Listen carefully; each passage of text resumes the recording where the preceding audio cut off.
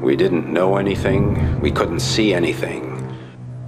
At most, there was a soft vibration in our souls, nothing else.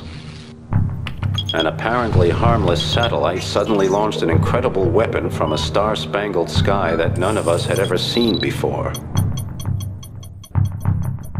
A laser shot unseen to Earth, devouring the air around it. Into this vacuum, a particle beam of hydrogen atoms was fired. Unnoticed by the insignificant inhabitants of Aqua, the particle beam triggered a small charge of 2 kilograms of explosive.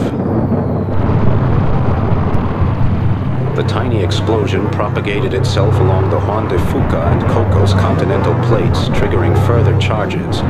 The explosions remained unseen, but our seismographs began to detect the effect.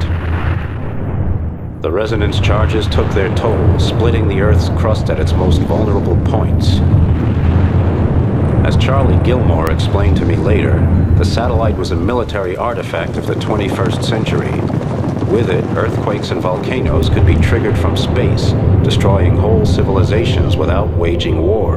Her best guess was that terrorists had hacked into and reprogrammed an American military satellite with offensive and surveillance capabilities.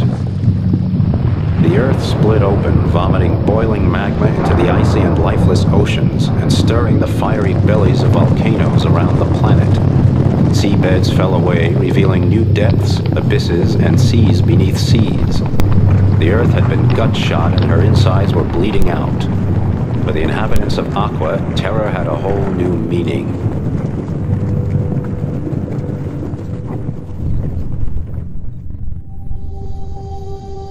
El Topo contacted me and said his warning system showed an armada of crawlers and Sewell's cutthroats making their way to Neapolis. Sewell's allies were already causing riots in the city.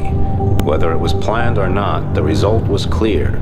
Brainfire had created total chaos. We heard strange reports about poisonous nettle creatures and calmar-like beings haunting the outskirts of Neapolis.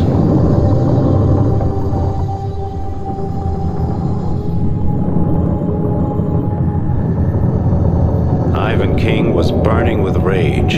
He had a score to settle with Sewell and Mad Sam for showing him up. He was the mightiest warlord of the Tornado Zone, and he was gonna make them pay.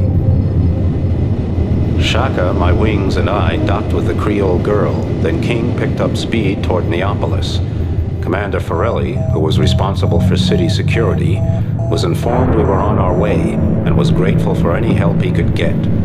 Charlie Gilmore disappeared into her data bank and began to search through odd ancient documents and manuscripts. The seas around Neapolis seemed calm, but I knew that our enemies were out there and ready to fight. I could feel our lives getting cheaper by the minute.